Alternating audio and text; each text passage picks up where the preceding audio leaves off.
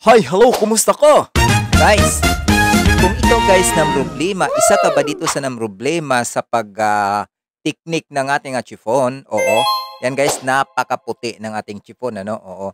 Dito guys, sundan mo ng aking procedures yan to guys ha, procedures. Pero meron tayong mga recipe nito dito sa ating channel, oo. Ngayon guys, ayan lang naman ang pinakamahirap talaga sa separated cake, oo.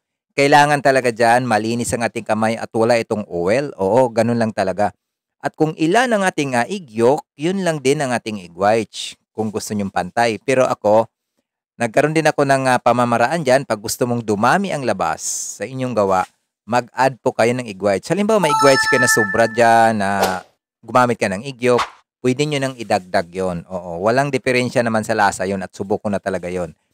Ayun guys kahit ganyan ang kulay sa ating egg yolk, sa ating butter na sa ating chiffon, ayan ay mano-mano lang talaga ako 'pag gumawa, oo. Yung iba kasi naranasan ko rin kasi guys na dinadaan ko sa mixing 'yan. Minsan marami ako pang ginagawa, nakalimutan ko, oh. Naging makuna tuloy, na-overmix. Oo, na-overmix siya kaya, minabuti ko na lang na mano-mano kasi hindi naman talaga sobrang dami ang gawa, oo. Ngayon, dito guys, ang aking cake flour naman na ginagamit ay, ito ay pure cake flour talaga aking ginagamit ano, bihira lang akong gumagamit ng all-purpose sa aking chiffon. At napatunayan ko rin talaga dito na talaga namang napakaganda ng labas, oo.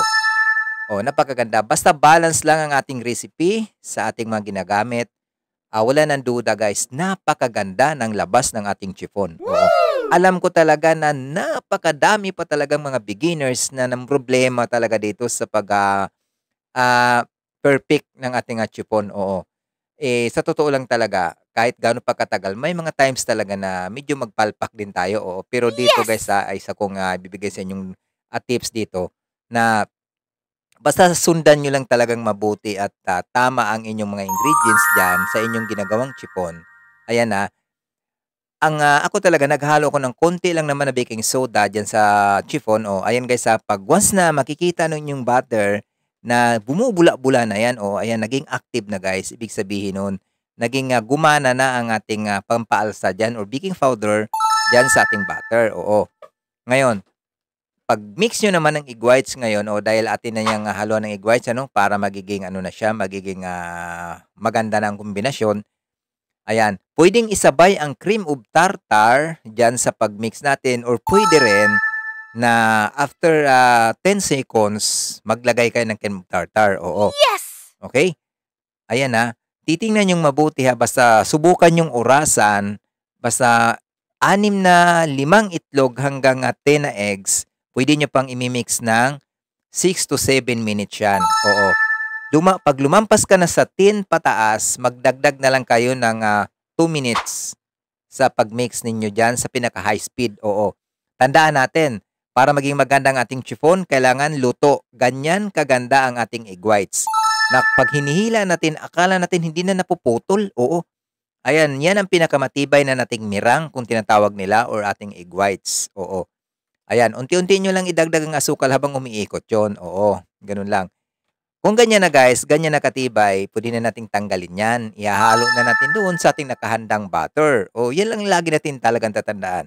Pero sabi ko sa inyo na hangga't hindi niyo pa ma-perfect talaga at makukuha ang tamang pag-fold o ang paghalo niyan, ah, practice pa rin ng practice o walang hindi Yes! makukuha 'yan 'pag talagang gugustuhin po natin, oo. Ayan. Kumuha muna kayo ng kalahating bahagi do'n sa inyong, sa inyong mirang, ihalo niyo diyan para hindi gaanong mabigat, oo. Unlike talaga na 'pag ako diyan hindi na ako na kumukuha 'pag talagang sanay ka na ano, 'pag may mga techniques ka na sa pag-fold ninyo, talagang puwede ng sabay-sabay lahat. Pero 'pag, alanganin pa kayo, hati-hati muna, oo. Ayan. Dito guys, ang ating, timpla ng ating, chiffon napakaganda. Bukod na sobrang puti ng ating, chiffon kahit kulay dilaw yung ating, butter na hinahalo, talagang naco-combine talaga siya sa ating egg whites. Ayan ay Yes! pare-pareho, pare-pareho lang yan, 1:1 yan, Ang ating, isa ang, sabihin nating 6 sa butter, 6 din sa egg whites, gano'n ang, pantay-pantay na paghahalo, oo. Ganyan guys, kung makikita niyo na ang paghalo ganyan, ayan ang luto ko talaga sa ganyan lang kakapal na chiffon, 30 minutes, 28 to 30 minutes lang pinakamatagal, oo. Kasi pag nag-overcook din ating chipon, nagda-dry siya o nagda-dry at hindi talaga makukuha ang tamang fluffiness ng ating chipon. Ayan, 'di ba? Sobrang lambot niya. Oo. Oh, 'di ba? Bumabalik talaga siya.